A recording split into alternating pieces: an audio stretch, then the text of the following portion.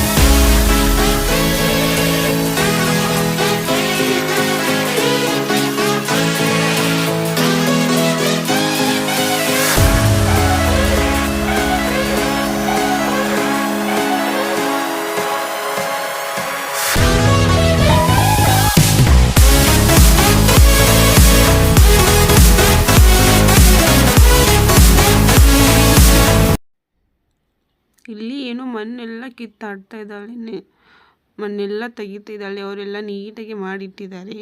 So ರೈತನ ಮಗಳು ನನ್ನ ಮಗಳು, ಪಕ್ಕ ರೈತನ ಮಗಳಾಗ್ಬಿಟ್ಟವಳೆ. ಅವ್ರ ಪಪ್ಪ ಕೂಡ ಏನೋ ಮಾಡ್ತಾರೆ, ಇವಳು ಅಲ್ಲಿಂದ ಇಲ್ಲಿ, ಇಲ್ಲಿಂದ ಅಲ್ಲಿ ಎಲ್ಲ ಮಣ್ಣೆಲ್ಲ ಕಿತ್ತಾಡ್ತಿದ್ದಾಳೆ. ಮತ್ತೆ ಪಪ್ಪಾಜಿ ಪಪ್ಪಾಜಿ ಹಾಂ ಹ್ಞೂ ಮತ್ತೆ ಹ್ಞೂ ಮತ್ತೆ ಹಾಂ ಹ್ಞೂ ಹ್ಞೂ ಜೇಜಿ ಬುಜ್ಜಿ ಹಾಂ ಜೇಜಿ ಬುಜ್ಜಿ ಅಮ್ಮಿ ಜೇಜಿ ಹಾಂ. ನಮ್ಮ ಹೊಲದಲ್ಲಿ ಕಡಲೆ ಕೂಡ ಹಾಕಿದ್ದಾರೆ. ಸೊ ಅದೆಲ್ಲ ಚಿಕ್ಕದಾಗಿದೆ. ಇದೆಲ್ಲ ಪೂರ್ತಿ ಕಡಲೆ, ಆ ಕಡೆ ಎಲ್ಲ ಈರುಳ್ಳಿ ಇರುತ್ತೆ. ಸೊ ನೋಡ್ಬೋದು ಚಿಕ್ಕದು ಇವಾಗ ಎಳೆದು ಕಾಣ್ತಾ ಇದೆ. ಸೊ ನಾವು ಇದನ್ನ ಏನು ಮಾಡ್ತೀವಂತ ಅಂದರೆ, ಇದು ಎಳೆಯದಿರುತ್ತಲ್ವ, ಅದನ್ನ ಕಟ್ ಮಾಡಿಕೊಂಡು ಪಲ್ಯ ಕೂಡ ಮಾಡ್ತೀವಿ, ತುಂಬ ಚೆನ್ನಾಗಿರುತ್ತೆ. ಹೊಲದಲ್ಲಿ ನೋಡಿದರೆ ಏನೆಲ್ಲ ಸಿಗುತ್ತೆ, ತಿನ್ನೋಕ್ಕೆ ನಮ್ಮ ಭಾಗ್ಯ ಇರಬೇಕಷ್ಟೇ. ಅದೇನು ಹಚ್ದೇನೆ ಏನೇನೋ ಬೆಳೆದಿರುತ್ತೆ. ಹಾತರ್ಕಿ, ಆಮೇಲೆ ಮೆಕ್ಕೆಕಾಯಿ, ಆಮೇಲೆ ಒಂದೊಂದು ಜಸ್ಟ್ ನೀವು ಟೊಮೊಟೊ ಹಣ್ಣು ಕೊಳ್ತಿರೋ ಹಣ್ಣು ಒಗೆದ್ಬಿಟ್ರೆ ಎಷ್ಟೊಂದು ಟೊಮೊಟೊ ಎದ್ಬಿಡುತ್ತೆ. ಭೂಮಿ ತಾಯಿ ಎಷ್ಟು ಕೊಡ್ತಾಳಲ್ವ ನಮಗೆ. ಹೊಲದಲ್ಲಿ ಕೆಲಸ ಮಾಡೋ ಟ್ರಿಕ್ಸ್ ಗೊತ್ತಿದ್ರೆ ಮುಗೀತು. ಸೊ ಇದು ಎಲ್ಲ ಈರುಳ್ಳಿ ಹಚ್ಚಿದ್ದಾರೆ. ನೆಕ್ಸ್ಟ್ ಬಂದುಬಿಟ್ಟು ನನ್ನ ಮಗಳಿಗೆ ಸ್ವಲ್ಪ ಹಶು ಆಗಿದೆ ಅಂತ ನಾವು ಈ ಕಡೆ ಬಂದ್ವಿ. ಇದು ಈರುಳ್ಳಿ ಇಲಾರ್ಗಿ ಅಂತ ಕರೀತಾರೆ. ಸೊ ಇವ್ರಿಗೆ ಊಟ ಮಾಡು ಅಂತ ಅಂದರೆ ಜಸ್ಟ್ ಮೊಸರು ಅಷ್ಟೇ ಕುಡಿತಾ ಇದ್ದಾಳೆ. ಕುಡಿಲಿ ಅಂತ ಬಿಡ್ತಾ ಇದ್ದೀನಿ ನಾನು, ಮೊಸರಾದರೂ ಕುಡಿಲಿ. ಆಮೇಲೆ ನಮ್ಮ ಸೈಡ್ ಕೋಲಾರ ಅಲ್ವಾ, ಇದು ಕೊರ್ತಿ ಕೋಲಾರ ಅಂತಾರೆ. ಇಲ್ಲಿ ಮೊಸರು ತುಂಬ ಫೇಮಸ್ಸು, ತುಂಬ ಗಟ್ಟಿ ಮೊಸರು, ಪ್ಯೂರ್ ಮೊಸರು ಇರುತ್ತೆ ಇಲ್ಲಿ.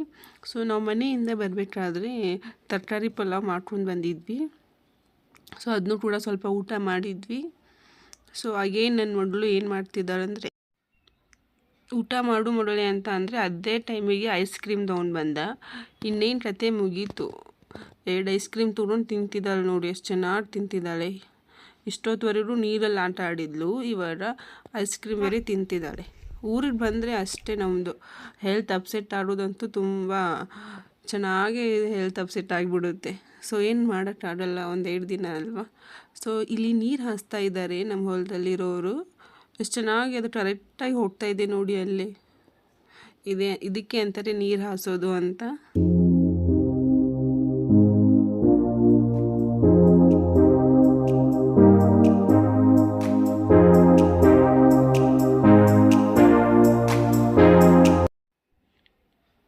ಸೊ ನನ್ನ ಮಗಳು ಮತ್ತೆ ಇಲ್ಲಿ ಬಂದು ಇಲ್ಲಿ ನೀರಲ್ಲಿ ಆಟ ಆಡ್ತಿದ್ದಾಳೆ ನೋಡಿ, ಎಷ್ಟು ಕ್ಲೀನಾಗಿದ್ದಾಳೆ ನೋಡಿ, ಎಷ್ಟು ಗಲೀಜು ಮಾಡ್ಕೊಂಡಿದ್ದಾಳೆ ನೋಡಿ. ಡ್ರೆಸ್ಸು, ಮುಖ, ಕಾಲು ಕೈ ಎಲ್ಲ ಅವ್ರ ಪಪ್ಪ ಎಲ್ಲ ಕ್ಲೀನ್ ಮಾಡ್ತಿದ್ದಾರೆ. ಅವಳಿಗೆ ಬಿಟ್ಬಿಟ್ರೆ ಸಾಕು, ನೀರಲ್ಲಿ ತುಂಬ ಖುಷಿ, ನೀರಲ್ಲೇ ಆಡ್ತಿರ್ತಾಳೆ. ನಾನು ಓಡ್ತೀನಿ ಪಪ್ಪ ಅಂತಿದ್ದಾಳೆ ಅಲ್ಲೆಲ್ಲ. ಸೊ ಇಲ್ಲಿಂದ ನಾವೆಲ್ಲ ಅವಳ ಶೂ ಮತ್ತು ಮಕ್ಕಳು ಎಲ್ಲ ಕ್ಲೀನಾಗಿ ಮಾಡಿಕೊಂಡು ಮನೆಗೆ ಹೋಗ್ಬೇಕಂತ ಪ್ಲ್ಯಾನ್ ಮಾಡಿದ್ದೀವಿ. ಅಲ್ಲಿಂದ ನಮ್ಮ ಅಮ್ಮನ ಮನೆಗೆ ಹೋಗ್ತಾ ಇದ್ದೀನಿ. ಸೊ ಅಲ್ಲಿ ಹೋದ ತಕ್ಷಣ ಏನು ಸೀನ್ ಅಂತ ಅಂದರೆ, ನಮ್ಮ ಜರಿ ಅವರು ಫುಲ್ ಪೌಡ್ರ್ ಹಾಕ್ಕೊಂಡು ಕೂತ್ಬಿಟ್ಟವ್ರೆ. ಸೊ ನೋಡ್ಬೋದು, ನಮ್ಮ ಅತ್ತೆ ಬಂದಿದ್ದಾರೆ, ನಾನು ಸುಂದರವಾಗಿ ಕಾಣಬೇಕು ಅಂತ ಫುಲ್ ಪೌಡ್ರ್ ಹಚ್ಕೊಂಡು ಕೂತ್ಬಿಟ್ಟಿದ್ದಾನೆ ನನ್ನ ಅಳಿಯ, ಮುದ್ದು ಅಳಿಯ. ಯಾರಂದರೆ ಸಿದ್ಧಾರ್ಥ್. ಸೊ ಅವರಮ್ಮ ಬೈದು ಅಂತ ಕರ್ಕೊಂಡು ಹೋಗ್ತಾ ಇದ್ದಾರೆ. ಅದನ್ನು ನೋಡೋಕ್ಕೆ ನನ್ನ ಮಗಳು ಮತ್ತು ಅವ್ರ ತಂಗಿ ಫುಲ್ ಕ್ಯೂರಿಯಾಸಿಟಿ ಆಗಿದ್ದಾರೆ. ಸೊ ಅದಾದಮೇಲೆ ಫ್ರೆಶ್ ಅಪ್ ಆಗಿ ಬಂದರು. ಸಾಯಂಕಾಲ ಆಯಿತು. ನನ್ನ ಮಗಳು ಸ್ವೆಟ್ರ್ ಹಾಕಿದೆ, ಬಿಕಾಸ್ ಹೊಲದಲ್ಲೆಲ್ಲ ತಂಪೆಲ್ಲ ಆಡ್ಬಿಟ್ಟಿದ್ದಲ್ವ, ಸೊ ಬೆಚ್ಚಗಿರಲಿ ಅಂತ. ಸೊ ಇಬ್ಬರು ತುಂಬ ಚೆನ್ನಾಗಿ ಆಡ್ತಿದ್ದಾರೆ.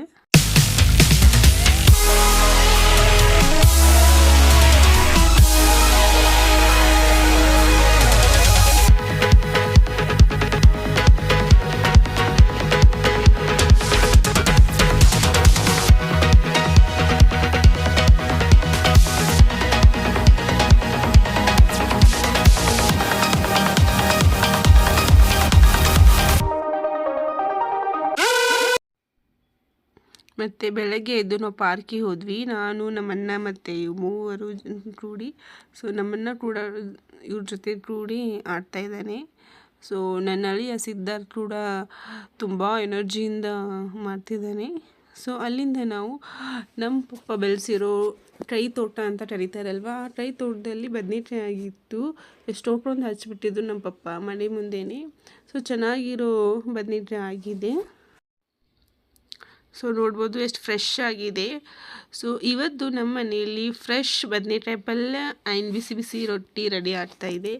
ಸೊ ಈ ಬಿಸಿ ಬಿಸಿ ರೊಟ್ಟಿ ಜೊತೆ ಫ್ರೆಶ್ ಬದನೆಕಾಯಿ ಎಣ್ಣೆ ಪಲ್ಯ ತಿಂದರೆ ಹೇಗಿರುತ್ತೆ ಹೇಳಿ ನೀವೇ.